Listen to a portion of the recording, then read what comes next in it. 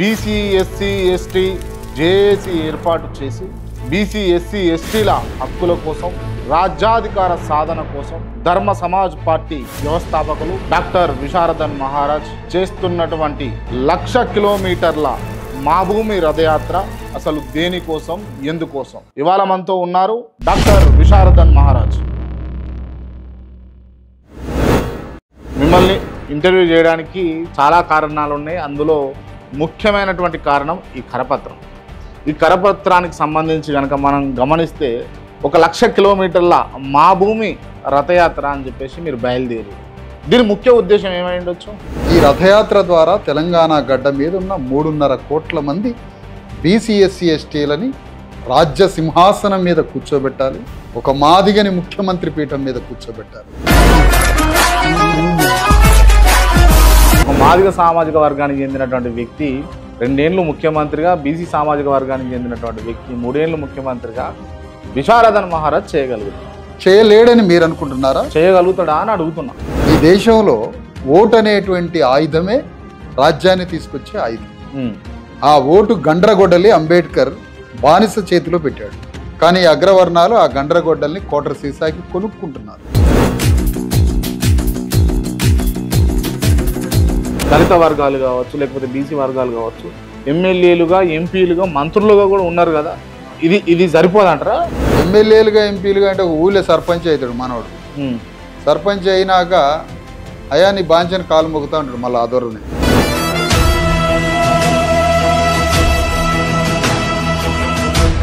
మీరు అంటే బీసీ ఒక ముఖ్యమంత్రి కావాలి, ఒక దళితుడు ఒక ముఖ్యమంత్రి కావాలంటే దళిత మాదిగ ముఖ్యమంత్రి కావాలి, దళిత మాదిగ వర్గంలోకి నుంచి ముఖ్యమంత్రి కావాలి అంటే విశారదన్ మహారాజ్ కావాలన్నా?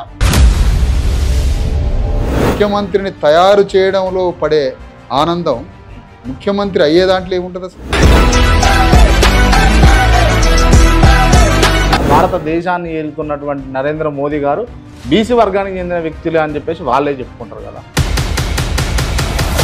ఎందుకు మారలేదు అని అంటే, మొదట మోడీ అనే వ్యక్తి ఆయన బీసీ కాదు, బలత్కార బీసీ. బీసీ కాదా? బీసీ కాదు, బలత్కార బీసీ. అంటే విశారదన్ మహారాజ్ లాంటి వాళ్ళు చాలామంది, ఈ ఒక్కరిద్దరని చెప్పడానికి లేదు, చాలామంది కూడా ఒక వెలిగి కనుమరుగైపోయారు. అట్లనే మీ విషయంలో కూడా జరిగితే అసలు నేను వెలిగితేగా అంటే ఇప్పటి వరకు కూడా వెలగలేదని మీరు ఒప్పుకుంటారు? అయితే ఇప్పుడు బీసీ ఉద్యమాన్ని ముందుకు తీసుకోబోతున్నటువంటి జాజుల శ్రీనివాస్ కావచ్చు, ఆర్ కృష్ణయ్య కావచ్చు, లేకపోతే ఎక్సెట్రా ఎక్సెట్రా ఎక్సెట్రా చాలామంది ఉన్నారు. అట్లా ఎస్సీ వర్గాలలో ఉన్నటువంటి ప్రాతినిధ్యం వహిస్తున్నటువంటి వర్గాలలో నాయకులు చాలామంది ఉన్నారు. విశారదన్ మహారాజ్ కావచ్చు, ఆర్ఎస్ ప్రవీణ్ కుమార్ కావచ్చు, లేకపోతే మందకృష్ణ మాదిగ గారు కావచ్చు, ఇట్లా చాలామంది ఉన్నారు. వీళ్ళందరూ ఎట్లా ఏకీకృతం అవుతారు, ఎప్పుడు ఒక తాటి మీదకి వస్తారు అని? రాజ్యం మీద యుద్ధం కొనసాగుతూనే ఉండాలి, హక్కుల పోరాటం కొనసాగుతూనే ఉండాలి తప్ప రాజ్యం మనకు జీవో ఇచ్చిందని రాజ్యం ముందు మోకరిల్లాల్సిన అవసరం లేదు. అన్నం పెట్టిన వాళ్ళకి సున్నం పెట్టాలంటారు, అంతేనా? ఏం మాట్లాడుతున్నావు తమ్ముడు? అన్నం వాడిదా అంటనా? అన్నం ఎవడిది? ప్రజలది. ఎట్లా ఉంది కాంగ్రెస్ పరిపాలన అంటే ఏం చెప్తారు విశారదన్ మహారాజ్? పక్కా మైండ్ గేమ్, మాంత్రిక విద్యలు. ఈ మాంత్రిక విద్యలతోటి రకరకాల మాయమాటలు చెప్పుకుంటూ ఎలక్షన్స్ టైంలో మోటివ్ బిజినెస్ మ్యాన్స్ అంటే వీళ్ళనే కమ్యూనిటీనే ఒక మార్కెట్గా చూడండి. వాళ్ళ పట్ల మాత్రం చాలా జాగ్రత్తగా. ఎవరాళ్ళు అని అడిగిన సందర్భం వచ్చినప్పుడు చెప్తా కదా, ఇక్కడికే వచ్చి చెప్తా. పొట్ట పేగులు పగలజిరి పేగుల్ని మెడలేసుకుంటా.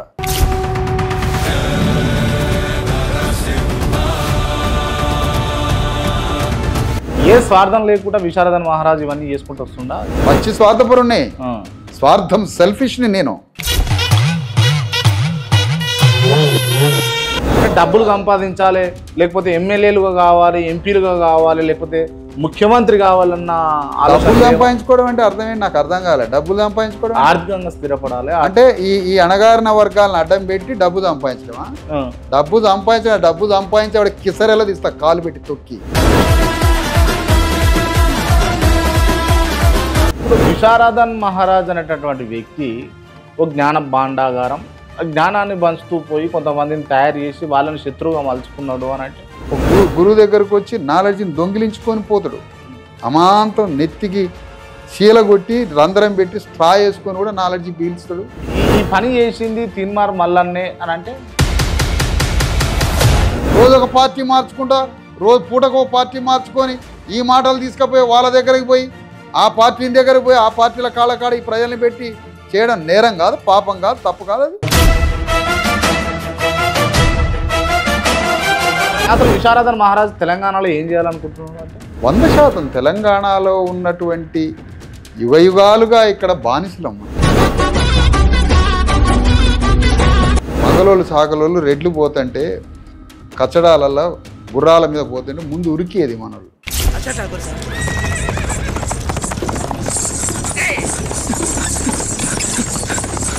ఇన్ జనరల్గా ఏమంటారు అని అంటే అగ్రవర్ణాలతో పోటీ పడుతున్నప్పుడు ఇబ్బంది పెడుతున్నప్పుడు థ్రెటనింగ్ అనేది ఉంటుంది అని. మీ మీద థ్రెటనింగ్ అయిందా ఎప్పుడన్నా? ఏమో రెడ్డి రావులు అంతా సందాలు వేసుకొని చంపుతారట నన్ను.